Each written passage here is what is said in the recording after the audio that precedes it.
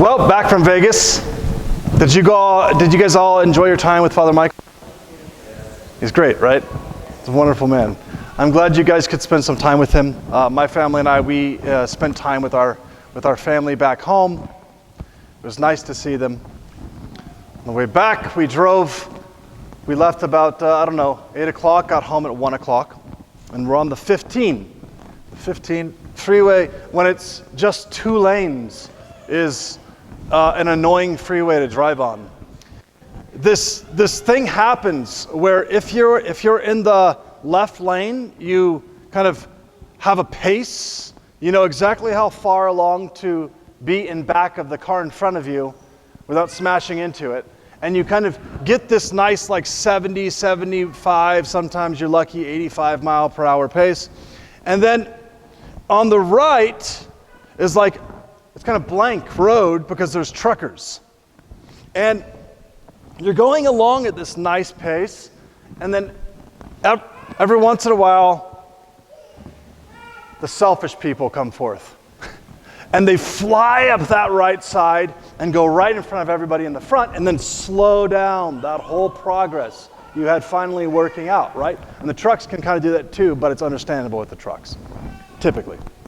So this is a really great analogy of how the world teaches us leadership. Okay? All you have to do is be stronger than others and you can bop them in the head and get ahead. If you have more money than others, you can buy them out. If you have more social connections, then you can threaten to not promote. The way the world works is if I'm faster, I'm better. And I will certainly use those advantages to get ahead of everybody, regardless of what happens to everybody, right? And one of the things I was thinking about was I was not tempted to do that at all, to get ahead, but here's the thing. I was in a slow car. The first time I drove the church vehicle, which is not a slow car, to LA, I think I got there in like 3 hours. It was the temptation to think that I was a race car driver was overwhelming.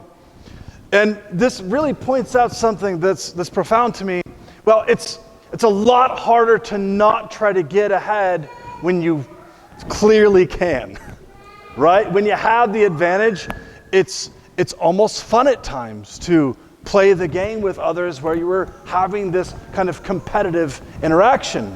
And so what happens is Jesus is talking to his disciples who still have this kind of competitive mindset, and they come up to him, the sons of Zebedee, and they say, Lord, when you enter your kingdom, can you make sure that one of us is on the right and one of us is on the left when you're on your throne?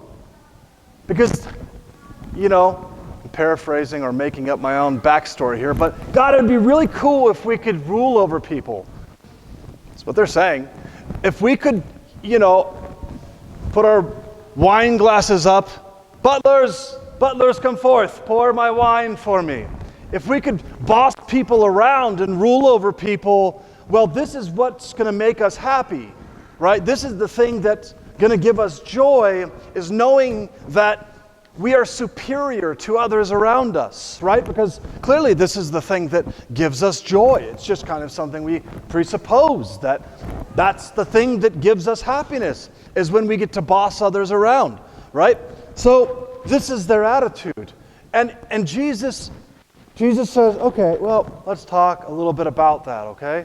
So Jesus says, can you drink from the cup that I drink? Yeah? Okay. And can you get baptized with my baptism? Yeah. Okay. So Jesus goes, look, I'm giving you my life. Okay? You get to do the things that I do. By the way, did you guys see that there's a printout of the gospel? We have a printout of the gospel this week? Yes. Okay. Inside your bulletin. If you read it, you'll notice I changed the reading because it was a bad translation. So that's why I did that, because it just wasn't representing the Greek at all. So Jesus says, you can have my life, okay? But it's not for me to give you what God predestined. Okay, first of all, God predestined certain orders in the church, certain rankings. Okay, and that's how God made it. Certain angels are higher. In the church on earth, right, you have bishops and priests and deacons, you have order. And in our family unit, right, the husband is the head of the household. Jesus goes, there's an order to this thing, and it's not for me to break it, okay? But he says, but I will tell you how you can be great in the kingdom. Now, before I go to that, before I go to how you can be great in the kingdom, I just want to point out that this whole question of should women be ordained to the priesthood is a great example of on the side of what's called the egalitarian side, which is said women should be ordained to the priesthood. This is where the mistake lies, okay? Thinking like the world. So I noticed this back in my early days of seminary when I was a Protestant, that all of the arguments sounded nothing like Jesus' teaching on leadership. And we're going to get to that in a second, what his teachings are. But this is how it basically goes, okay? If I try to put together the arguments for why women should be priests, here it is. Well, women are just as smart as men. Okay, but no one ever, that wasn't part of the argument. Why are you pointing that out? I don't understand. What does that have to do with anything? Well, because women are just as good as men. Yeah, but no one was ever arguing that it was because men are smarter that they should be priests and women shouldn't be. Okay? But women sometimes can do things better than men. Sometimes women are singing better than men. Sometimes women are serving better than men. Sometimes women are more nurturing than men. Again, no one ever argued. This is not a problem. Why are we arguing about this? Why are you pointing this out? Right? Well, here's why. Here's why that's being pointed out. Because this egalitarian argument is simply this. Whoever's better or more powerful should get to do the job. It's that simple. There's nothing deeper than that. If someone's better at a thing, they should be allowed to do it. Hence, if this woman is better than other men at teaching, she should be a priest. It's that simple. It's a very simplistic argument, not based on the form of leadership that Jesus is giving. So first of all, notice that the order that Jesus is giving is this. There is an order. There's an order in what God has established. So first of all, we need to always consider what the hierarchical structure God has given. Okay? Because the hierarchical structure that God has given is what keeps things functioning rationally. See, what happens when we think that leadership is simply an issue of power? Okay? Well, what happens is despots. What happens is people die. What happens is people push buttons that send bombs and destroy others. What happens is that in societies where it's basically sword against sword, the strongest live and the weak die. So we essentially revert to animals. Okay? We revert to animals. If we live in a society where we simply are using strength to determine who leads, just physical strength, mental strength, etc., we harm each other. Right? Now, those are important things to pay attention to. Strength, intelligence, etc., for certain reasons. Okay? But this is not how Jesus called us to live with one another. So how did he call us to live, and why is it that those arguments are very convincing for someone who takes Jesus' form of leadership seriously? Well, here's why. Jesus says this, and this is absolutely mind-blowing, this idea, because no one else teaches this, okay? He says, if you want to be first, make yourself last. If you want to be first, make yourself last. That's mind-blowing. That is completely counterintuitive. Okay? Because here's what we're so used to doing. I wake up in the morning, Nathan. What am I going to do next? Nathan. Now I got to go downstairs and do the other Nathan thing. right? That's what I do, and I'm sure you do the same. I'm pretty positive of it. We wake up in the morning and we think about the things that we have to take care of, right? Like one of the benefits of being a mother is that it teaches you to stop doing that, right? Or being a father at times. Like it teaches you can't always just think about everything about yourself. But that's what we're used to doing in life, and we're kind of programmed that way. And so Jesus says, I want you to try something else out. Stop making yourself the center of everything. Try that one out, right? So stop always thinking about what is everyone else thinking about me, right? Stop always trying to get ahead of everyone else. Stop trying to manipulate every relationship that you're in so that you can come out on top at the end. Stop bullying others into your will. Instead, take this principle. Here's your principle. I'm going to give you the principle. Here it is. Seek to do things that are good for others. Consider the well-being of others first. Try this out. See how this goes. See what kind of leadership that forms, what kind of persons that forms with that kind of leadership. Now this isn't putting others first isn't like some hippie passive way of approaching life. It's not that. Because see, if you put others first, that oftentimes means speaking up when you don't want to. Okay?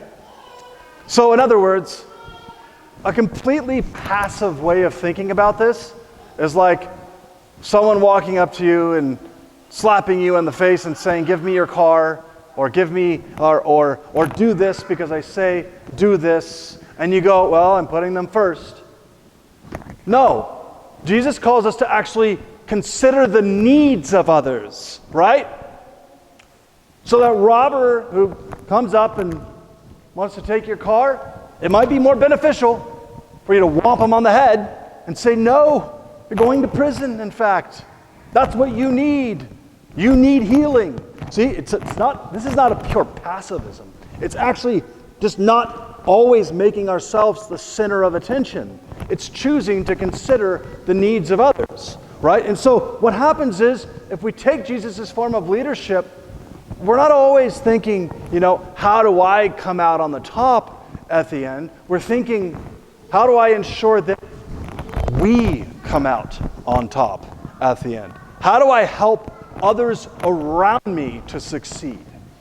Okay? And this is a lifestyle of kenosis. Jesus self-emptying. So now you go back to what Jesus is telling his disciples. Can you drink my cup? What is the cup? It's the cup of the suffering of the Lord.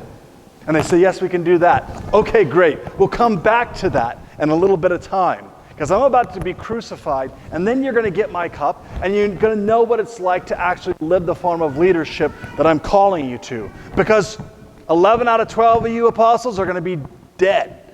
You're going to get some type of torture that results in your death, because you'll be following me by partaking in my cup.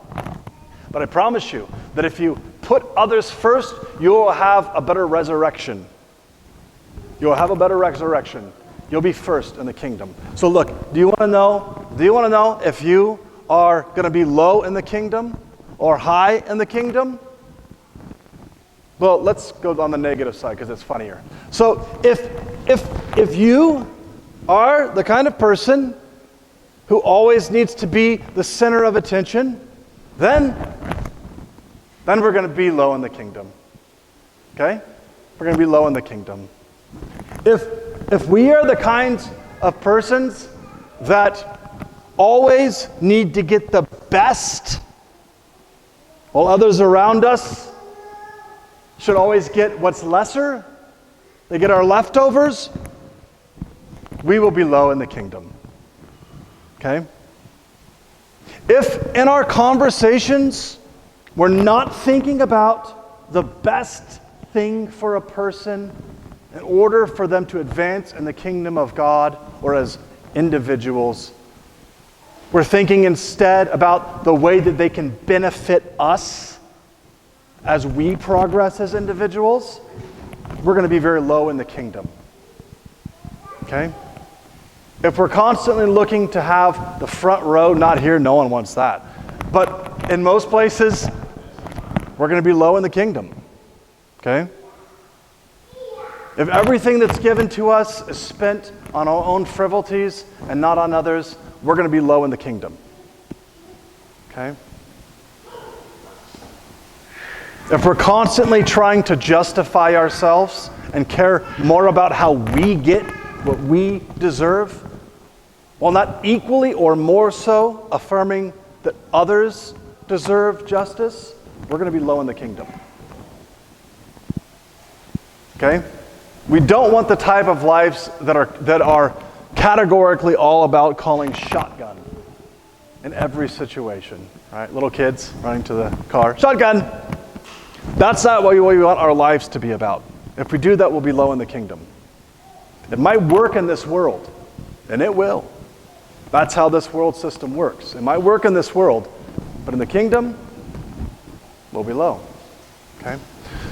So this is a leadership that Christ has called you to, called all of us to. And this next week, coming up Holy Week, we enter with the Lord into Golgotha. We enter with the Lord unto death. And we do this because we want to be great in the kingdom. We put His gospel first. And by doing this, we participate in the resurrection. Glory to Jesus Christ.